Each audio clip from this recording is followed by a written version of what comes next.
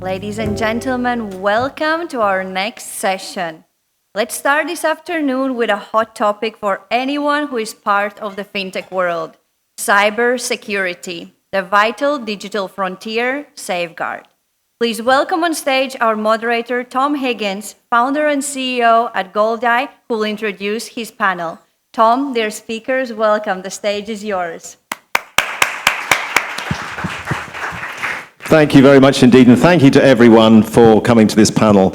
It's really exciting to have this is the first direct cybersecurity panel that I've moderated, and I think one of the first ones that's been done in this show, because everyone's realized how incredibly important cybersecurity is, because most people in most industries don't take it seriously enough, and particularly in this industry, which is really key because there's money involved, it really, really isn't taken as seriously as it should be. And the other problem is, if there are hacks and there are problems, people tend to cover them up because they don't want people to know. So it's not known by most people quite how bad it is, and it is very, very bad. It's a really bad problem.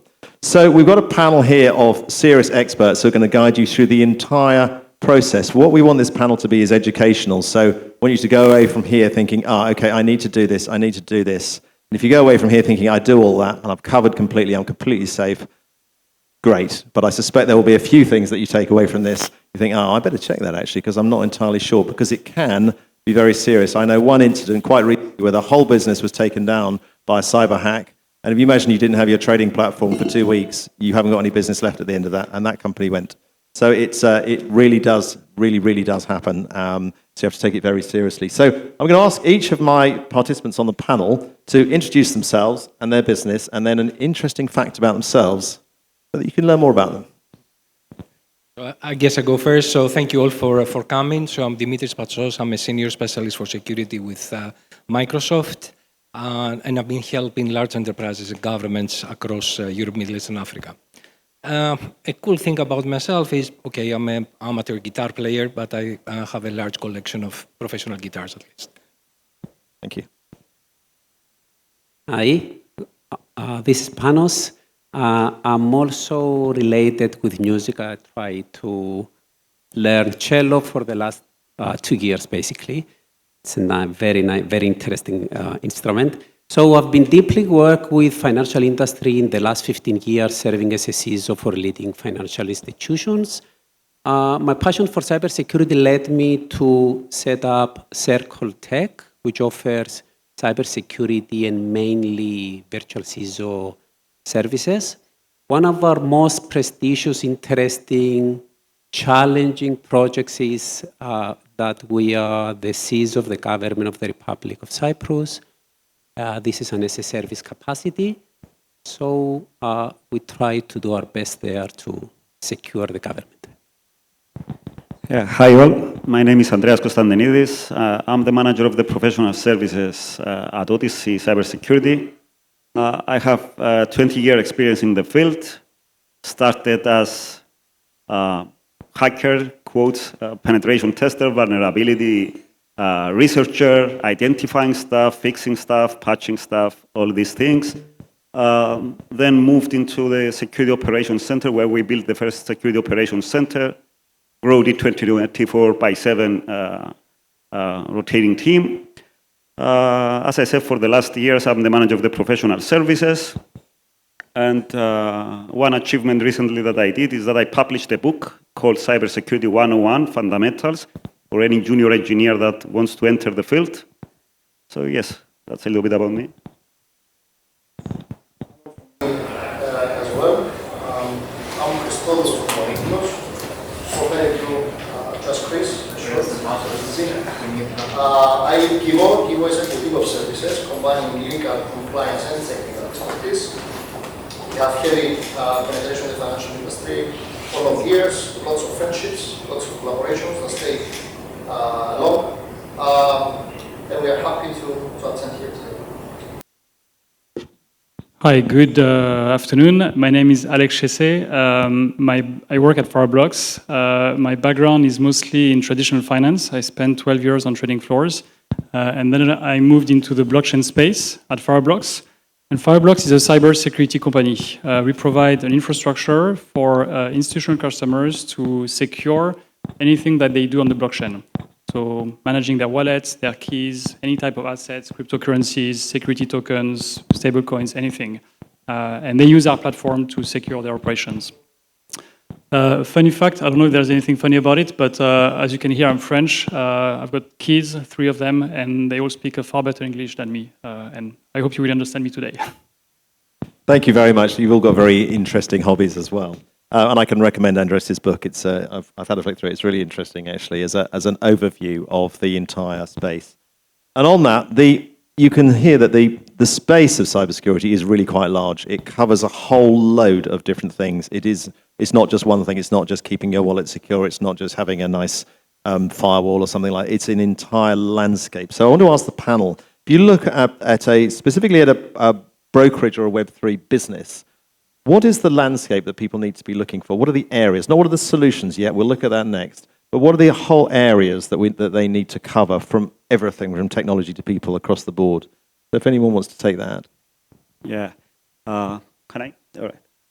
So instead of going directly to Web3 and look at the Web3 as a protocol and as a technology and the blockchain, I think the best thing to do is rethink of your cybersecurity strategy as a whole. Go and build a more secure core and see the people, the process, and the technology of things. First, build a solid core, and then build on top of that and secure the rest of the integrations, the rest of the protocols. So initially, you should rethink, reevaluate your processes, your policies, assess those policies, see what you are missing, then reassess your technology, identify any missing technology, apply the new technologies that will secure and defend your infrastructure and your data. And last but not least, educate the people. The humans are the weakest link, is the most vulnerable asset. So you need to invest in security awareness trainings, sessions, workshops for the people. And on top of that, continuously assess the whole thing that you built and go back to the drawing board, identify weaknesses, reevaluate, implement new things. Yeah. Thank you. Alex, I think you had a comment. I was going to say thank you. I think the surface attack for Web3 is probably wider than in TradFi because it's by definition decentralized. So essentially, if you start with the idea that no security is unbreakable, what you want is either a zero trust architecture or multiple layers of security. And specifically related to Web3, you've got three or four main pillars that you want to consider. One, I think, are the people, knowing your employees, background check, what type of access do they have. Two is your infrastructure. What are the different entry points into your platform? Are there any dependencies? Three is making sure that security is at the core of what you do. So even when you start building smart contracts, even in a testnet environment, security has to be at the forefront. And four is incident preparedness. No one wants to talk about it, but you need to make sure that there's a plan in case something wrong happens, and you just have to execute as opposed to wonder what you should do next when something bad happens. If I may add to this, things are not so complex as they show, basically. There are ready-made schemas, guidelines, like you can get ISO 27000, NIST, CSF, DORA if you're obliged to implement DORA, or NIS2 if you're obliged, I guess you do, to implement NIS2. So you follow these guidelines, the control set, the things that these guidelines mandate, and you are in a much better position than before. So it is not that complex. It's a lot of things, but there are ready-made schemas that you can use. So we can have an answer. Yeah, I would add a different perspective, to be honest. I would start by aligning cybersecurity strategy with a business view and vision, first of all. Then explore the risk appetite at a business level without being technical at the first. and then explore the regulatory environment that it may be a requirement, and then start drafting strategy, technologies, frameworks, obviously, as Panos said, which will assist you to approach this as a holistic thing in the business, in doing business on a daily basis, and also have that in mind that this affects your personal life as well. So see how that can be aligned with the business strategy and vision while you go home and you relax, but you still may use technology either to check your emails or to do your personal stuff. So thank you very much for that. So it seems that everything breaks down into probably three areas of people, process, and technology. So people as much as the humans in the business being the gatekeepers to the business. The process of all the rules that you have to follow when you do something, changing passwords, signing up someone, changing bank accounts. Every process that you could follow has to be documented and followed the same way so that the holes don't creep in. And then technology of things like firewalls, virus checkers, and stuff that you can buy, network analyzers. So what were some of the things we've heard this morning to the layman would sound quite technical and quite complicated, and lots of things like ISO 2001. If you know it, it makes sense. If you don't know it, then it's just a number. So how do brokers who may or may not have technical expertise in this sort of space, how do they start? So I go back after, say I'm a broker, and I go back after this and I think, well, I don't know whether I'm covering all this or not. What do I do? Can I do it myself, or do I need to use the expertise of a consultancy, or do I recruit some? What do I do? I'll tell you what my perspective is again. I combine both. So I usually assist or consult companies to start drafting their own internal team, and we can educate them along the line and assist them, supporting them, outsourcing them as well. So it has to be a combination. Our personnel knows their stuff very, very well, but they don't know the actual operations of that specific entity. So they better know everything. They are there on a daily basis. They know the small and parts and pieces. And I think a combination of the two perspectives usually ends up much better than one way or the other. Okay, thank you. Yeah, if I can add to that, I believe that it comes down to three main areas that we need to consider. Called the zero trust, I think that Alex touched upon this, which is, don't trust but verify. So revisit a bit, how we provide access to, your partners, your customers, your supply chain and that stuff, because we see a number of cascaded attacks starting from our supply chain. Second basic principle is that we need, in every security program, to assume that breach will happen. So no matter what controls or no matter how much technology we invest in, inevitably at some point in time we will be attacked or breached. So it's good to design any security program or initiative with the mindset that something bad will happen inevitably.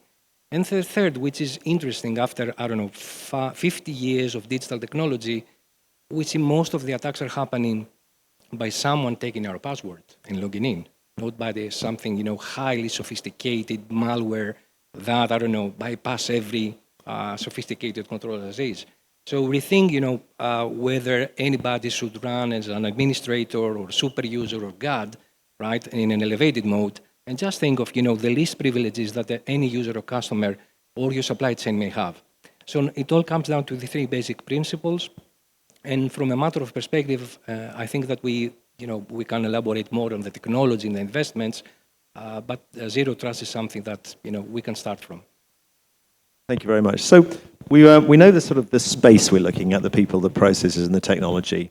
We know that we can go to get some expertise either in-house if we're a large enough company to have that sort of expertise in-house, or we can go to a consultancy or an expert firm that does this. But one question I ask is, if I was to Google, find me a consultancy firm that does cybersecurity, how do I know that I'm not getting a nice North Korean company to come and help me very kindly? What do I look for in a consultancy or a company that's helping me so that I know that they're real? Someone must know the answer to that. You look, I guess, expertise, you look previous projects that they have been engaged with.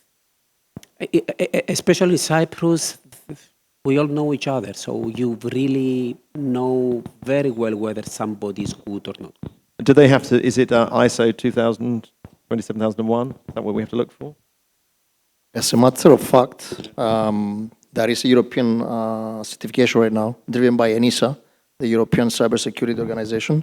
13 member states already aligned and request that to be a mandate so that companies offering this type of services will be certified with that. Obviously, ISO and similar certifications, it's a value-added evidence to be looking for, and as well as individual certifications of people to be servicing specific solutions. So it's a combination of all. We're going to have in Cyprus the mandate most probably by next year. So vendors similar to us, they will have to be certified by ENISA. All that at least will be one more tool for providing trust to the services of identity. Okay, thank you. So if we move on and look at, so we know what we're doing, we've got some consultants in place, say, what are the best practices that people should be doing? So this is more in the process space at the moment. People and process, let's look at those two together. I think they fit nicely together. What are the best practices people should be doing? If you can each think of something that, as a good takeaway, if someone should be doing this to help them be secure. Well, I guess raising the awareness internally is absolutely critical. Nowadays, the most common attack is phishing attack. Daily, you have something like 3.4 billion spams, that are sent every day. So starting by raising the awareness internally so that employees are aware that opening an email, clicking on a link represents a risk, I think is very much the starting point. Making sure that there is real awareness amongst the employees of the risk of clicking and opening emails. If there's something which is unexpected, you may want to check it.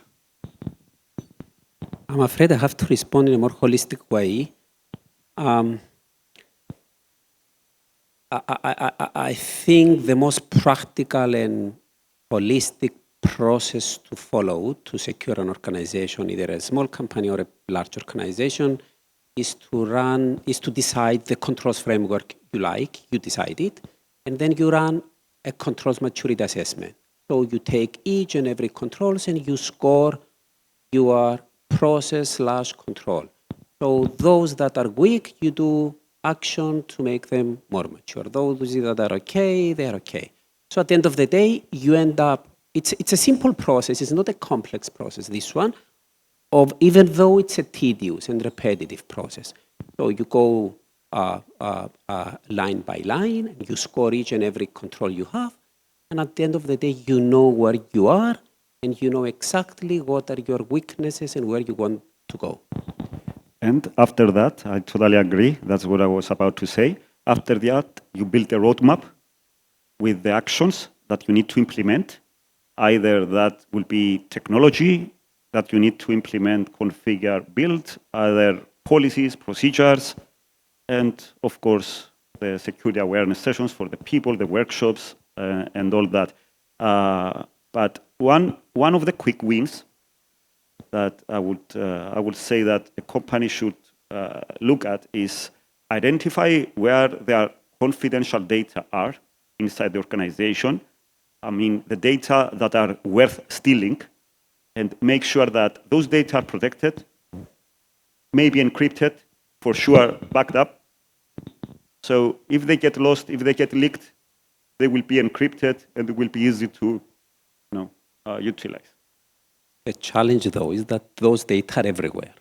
Yes, that's a huge challenge. The most critical system in terms of confidentiality and integrity is the Office 365 at an organization. So, yes. That's the cloud, you mean? That's a challenge. There are solutions for that as well. To secure your data on the cloud, you don't need, there is a wrong misconception that moving to cloud automatically makes you secure. It's not. It's a huge misconception. And the traditional perimeter of an organization is changing, not only with the cloud, but also with hybrid working, etc. So basically, you need to include your cloud infrastructure in your cybersecurity strategy and treat that infrastructure there and the platforms as a service and the services there and the virtual assets there and everything, and make sure they are secure, they are protected, and the data there are treated the same way that you treat your own premise data. Thanks very much for that. Can I ask you to start thinking for questions? Because at the end, in 20 minutes' time, we're going to have a few minutes for questions. And if I ask you at the end, I give you no warning, you won't have thought of any. So can you all think of one? Not all of you, just some of you think of some questions, so we won't have time. One of the really important things, I think, is all about the human side of it, the human firewall. Because the human is the weakest link in any system. And I'm going to tell you a little story about this. So a company I worked at years and years ago, we decided to do an internal assessment, not looking at the technology, but looking at it was called social engineering, looking at the weaknesses. And so we employed this company to send somebody in and try and get through the reception into all of the rooms. Anyway, and at the end of the day, I went to the receptionist and I was chatting to her and I said, what was it like today? Was it busy today? And she said, no one else knew it was happening apart from me. She said, no, it's a perfectly normal day. I mean, I saw about 5 or 6 people come in. There was a BT engineer. There was someone that's cleaning the carpet in the boardroom. Anyway, and I said, well, what would I tell you if they were all the same person? And they just put different glasses on or a wig on or they'd put a moustache on and they'd left business cards in every room and they were all astonished. Also, this guy rang up all of the directors of the company and said he was from IT support and could he have their username and passwords, and most of them gave them. So it really shook home to everybody. It's just like, wow, this is really scary. So we're looking at the human firewall side. What can we do to help educate? What's the process called of the brokers can do to make sure their staff are safe so they understand the risks? It's perfectly human to do these sort of things. They didn't know, this receptionist didn't know she was doing it wrong. I wanted to add to the previous one, but this easily aligns with the question now. I wanted to ask to add drills. So drilling, testing, educating your people, it's going to be at the core. It has to be at the core. It's pretty amazing in general to realize how much of the information of the company is shared publicly by our own employees. Check LinkedIn profiles, for example, or their CVs, what they include in the CVs. For us, it's very easy to identify technologies used within our organization just by having a look at that without even hacking anybody. So social engineering is one of the most important stuff that you need to take care of at the early beginning. And this relates also with the personnel receiving at your third parties, your collaborators, your business partners. That's human factor as well. That is part of the equation, but is not controlled only by you. So you have to take care of that as well. Thank you. Anyone else have anything on this one? Yeah, and I'd like to, let's say, take a different turn here, because I think that, humans are the weakest link is kind of a stereotype, because we are responsible for running security programs are actually, mitigating this responsibility to the user. So I think we need to go back and sit on the drawing board and eliminate all this technical debt that we have. We're more exposed than ever. We're more digitized than ever. We're doing, the investments that we don't necessarily calculate how more secure they've done us, rather than, blaming the user that click on the link. It's natural, as you said. I mean, all of us are busy doing our stuff. We all of us busy, talking to people that we never met before and established some sort of trust and communication. So let's go back. Let's see, whether our email communication is secure. Let's go back and see our system is secure. And of course, be open about that. Let's run some, campaigns internally for 1, 2, or 3 main things that the user can take away with. I was having, for example, a drill, as it was mentioned before. I pressed myself, the wrong link, and then I went through a 90 minutes of video course. Oh man, so that's something that we need to rethink, right? Thank you very much for that. So if I add a personal story to that, Dimitri, we did a penetration test and our perimeter was fine. And then the pen testers managed to invade through a social engineering technique, through a phishing link, etc. So even though we were doing a security awareness training to the people, you will always find people that they miss the phishing. It's statistics. So we invested in some technology and we implemented an email sandbox. So we didn't really rely on the clicking habit of the user, but we mitigate that risk with the technology that we've implemented. Interesting. On technology, so let's move on from people and process to technology. And if we can be quite concise on this, because we're a little short on time, what are the particular technology areas that we need to cover? Things like firewalls and stuff like that. What are the areas that you can just go and buy something in? It's probably the easiest thing to do.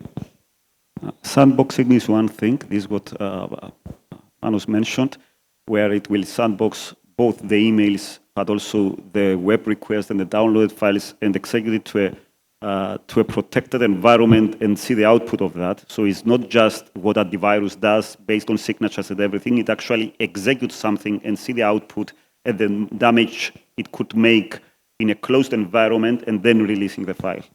So if I would say one technology, that's sandboxing, and there is sandboxing also for API applications and for requests coming from Web3 and blockchains integrations. So fintech companies that work with these protocols have technologies for that as well. Thank you. On our side, we have one part that we use out of our multiple layers, which is confidential computing environment. And we leverage the secured IntelliJ Enclave within the Azure cloud.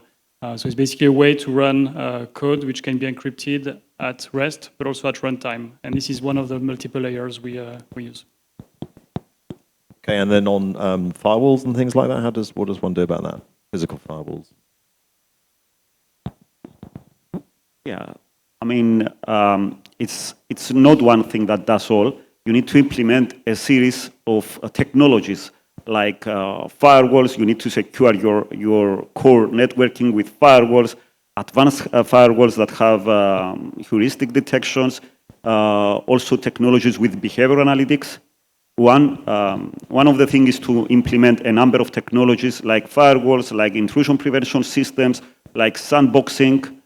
And another thing is to have a fully capable operation center, a security operation center that will receive the logs and alerts from all these technologies, monitor and be proactive, and identify and inform you with incidents. So if you implement a series of technologies, but nobody's looking at them and nobody's analyzing the outcome of those technologies, you don't know if these technologies are actually doing what they're supposed to do, and if they are protecting you, and if the investment was right. So definitely you need a security operations center, monitor everything, go back and reconfigure things, harden things, and of course continuous evaluation with penetration testing, vulnerability assessments. Yeah. You see, we're trying to solve a problem. I got this question from board members many times. Cybersecurity is not a product. You don't implement one thing or two things or three things and it is solved. Cybersecurity is a continuous process which has a start point and it never ends. So you need to deploy tens or hundreds, depending on the size of the organization, technologies. Unfortunately, we are not living in an era where we could put a device and all our problems are solved. This is not an option for us. This is not the case for us. I guess as a company, we have a different approach. We again go at the risk level. So we value the risk of every single asset in the company, prioritizing for the top management, along with the CFO, the value of every asset for the business, and then transferring that information down to the technical team. So we are not expecting the IT people to know what's the really important asset of the company. It can be an intangible asset. It can be the brand name itself sometimes. So we need at the business level to engage people, the board members, yeah, the decision makers. Then we need to create some steering committees, involve people at the operation level, not just dealing with IT, but getting each department engaged with the parts that they really affect them, educating them at the same time, while at the end of the day, you have provided what is more important and categorize it. I've heard about penetration testings. We run a lot. The companies run a lot usually. But usually you get a report of thousands of pages with lots of reds, lots of high priorities. So who is prioritizing the high priorities? So that's a problem that you need to solve. So we start from that and we go from top down. If you go down trying to reach the top, most probably you'll never find time to meet with the management.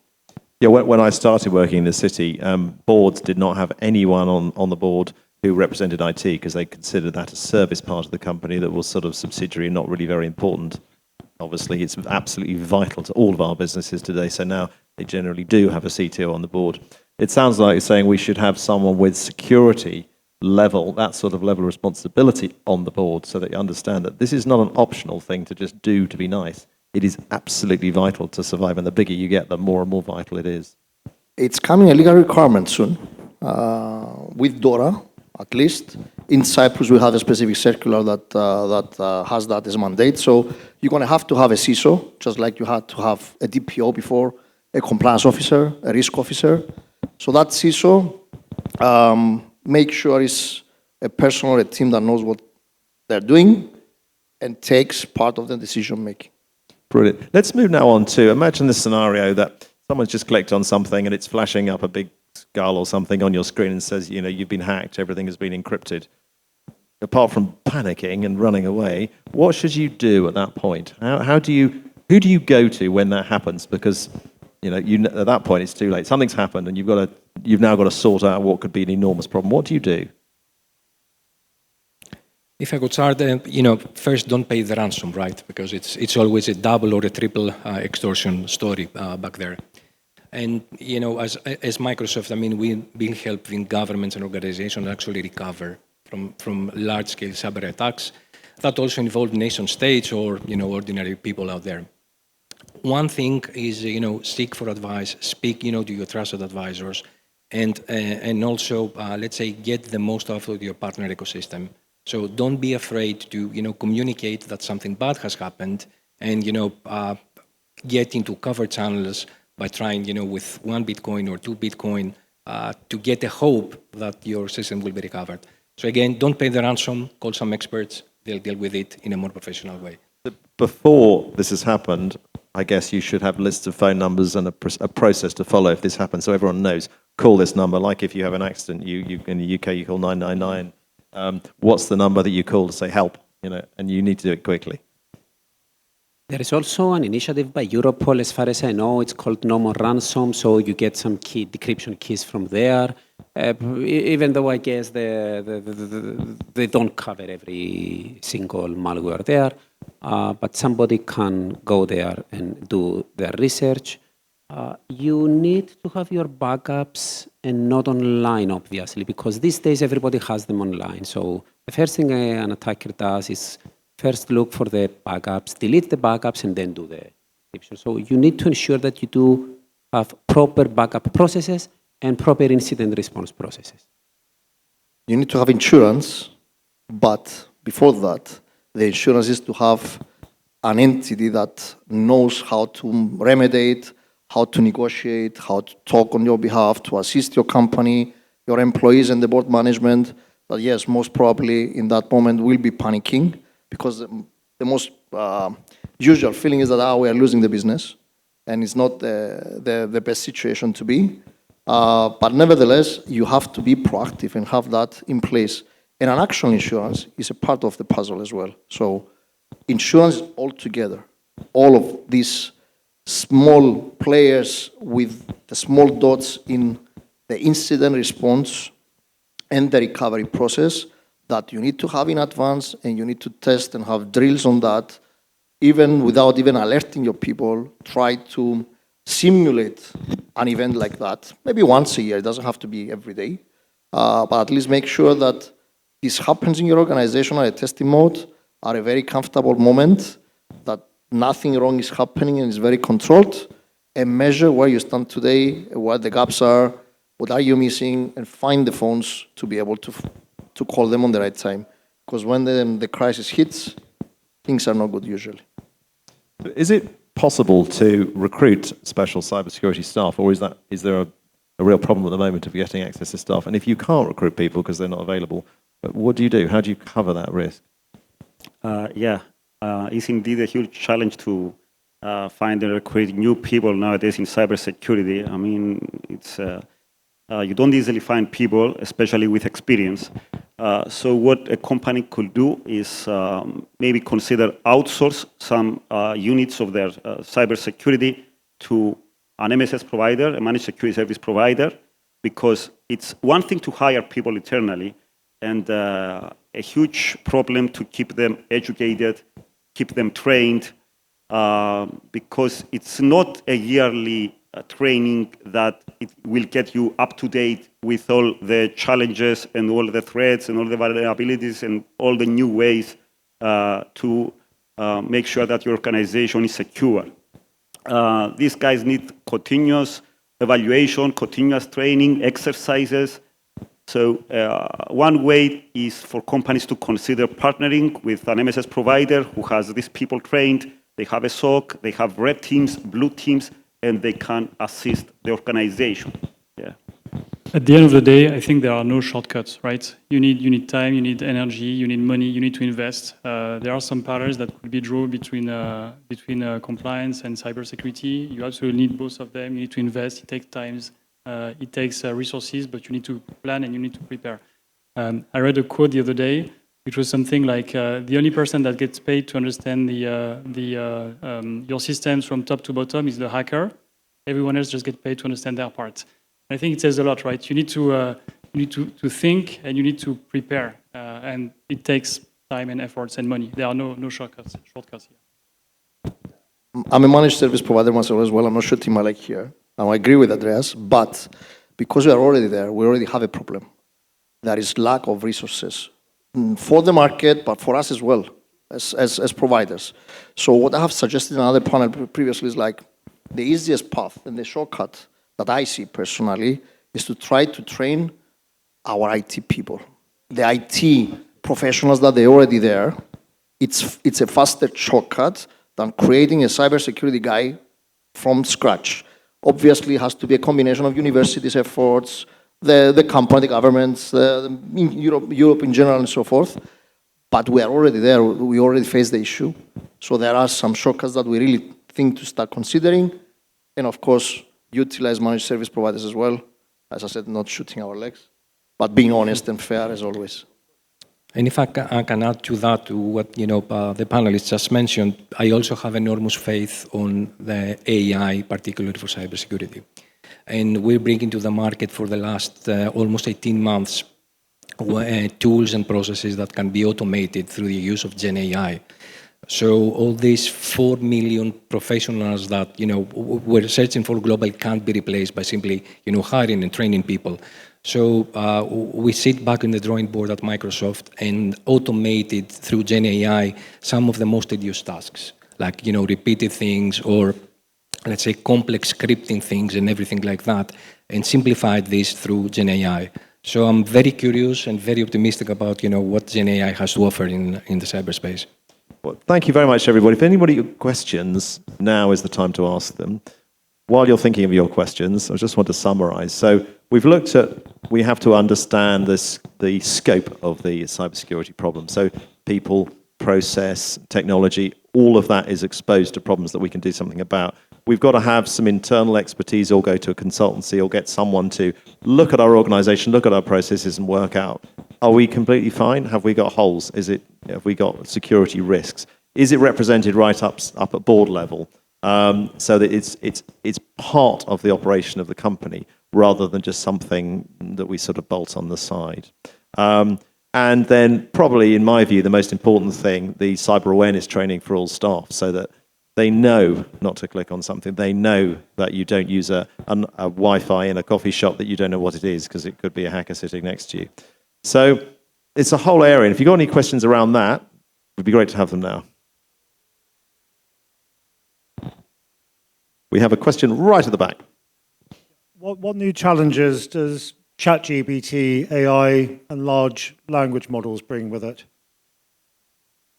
You were talking about AI, so I think you probably answer that one. So I guess I can start with that. So we at Microsoft separated what we invest in OpenAI, like training fundamental models that can be used by everybody, and we've separated the security AI for every individual customer, so that we don't use one company's data to train the fundamental models. And that's a huge, difference. We need also to factor in that the bad guys are also using Gen AI for their own benefit. So we must always be one step ahead. And the only way I think is that we rely on the massive amounts of data that we analyze as a global hyperscaler. Just to give you some perspective, we are capable of analyzing 63 trillion cybersecurity signals a day, which is a huge number. And then corresponding these to skills that are contributing to the security models that every individual customer is using. So we're talking about hiring a people of 300 or 400 security analysts by using Gen AI, and all within this protected realm and regulations that not going to get this any easier than it is. But hopefully we're reaching a critical point that we can see a zero-sum game at least, or more eventually winning against the bad guys. Thank you so much to everyone on the panel. We have run out of time, I'm afraid, now, so we can't do more questions or discussions. But thank you so much. I hope you can take away from this something that you can go and do to see that you're safe and make sure you're okay. And if you've got any questions, I suggest after the panel you come and talk to these experts and find out what to do, because they certainly can help you. I've learned an awful lot in discussing and putting this panel together. So thank you very much.